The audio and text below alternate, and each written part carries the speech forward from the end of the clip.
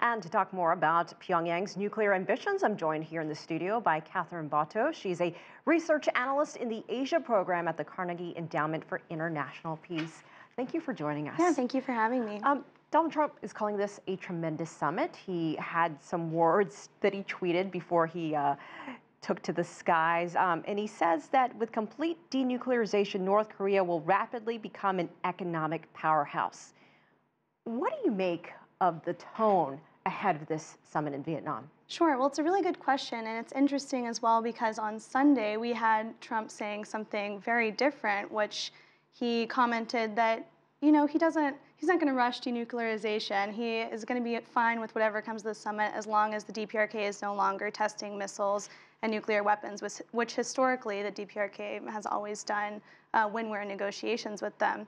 So it's interesting he had this sort of lowering of expectations, it seemed, in conjunction with comments about it being a tremendous summit. So I think perhaps Trump does have some inclination to try and lower expectations because of the domestic pressure he's facing at home. We have special counsel Robert Mueller expected to release findings from his investigation soon. We have Michael Cohen's testimony coming up this week.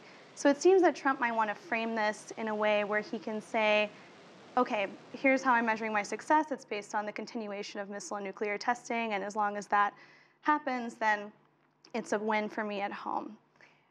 During last June's meeting, there were 4 commitments, basically establishing relations for peace, then finding a lasting peace, working towards denuclearization, and of course, repatriating the remains of U.S. soldiers from the Korean War. How would you gauge what's happened since then? And really, what can we expect to build on this time around? Sure. Well, we've definitely seen progress in the repatriation of remains, and that was a major step. On the other fronts, negotiations have been sort of start and stop. It seems that we still haven't reached a clear agreement on what the definition of denuclearization is, and that makes achieving anything else pretty difficult. I don't believe that in this summit we're going to see a definition agreed upon. I think that's something that's held up negotiations for the past almost 30 years. And if the working level discussions going into this summit haven't accomplished that, I think it's unlikely. But what we might see is an agreed upon roadmap for denuclearization, which is something that Special Representative to North Korea, Stephen Biegun, laid out in his recent speech at Stanford was a goal.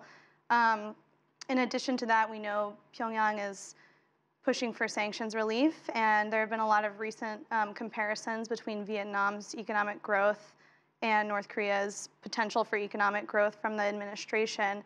So it's possible that there might be some very limited loosening of sanctions that would allow some inter-Korean activities like the railroad project that's ongoing. What about another summit? I mean, can they possibly cover everything in just 2 days? Could this lead to a 3rd summit?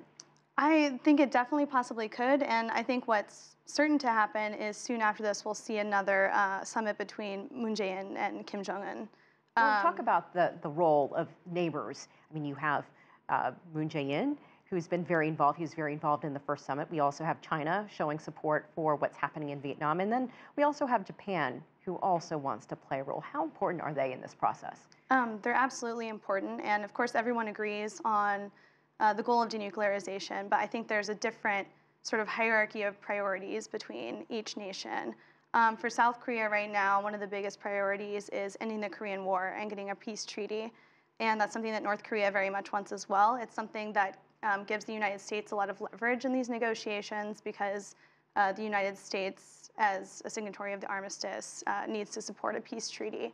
However, this is also something that's very concerning to Japan and to the U.S. because a peace treaty, if the U.S. military presence in South Korea is predicated on the North Korean threat, signing a peace treaty and saying they're no longer a threat gets rid of the justification, I guess, perhaps for U.S. forces in South Korea, which for Japan is also a big concern because that would shift some of the burden onto Japan for the security in the Asia Pacific. And if there's any conflict on the Korean Peninsula, American troops would certainly need to flow through Japan to get there. So we are waiting any moment now for Kim Jong-un to arrive in Vietnam. Kathryn Botto, thank you so much for joining us. Thank you for having me. Appreciate your insight.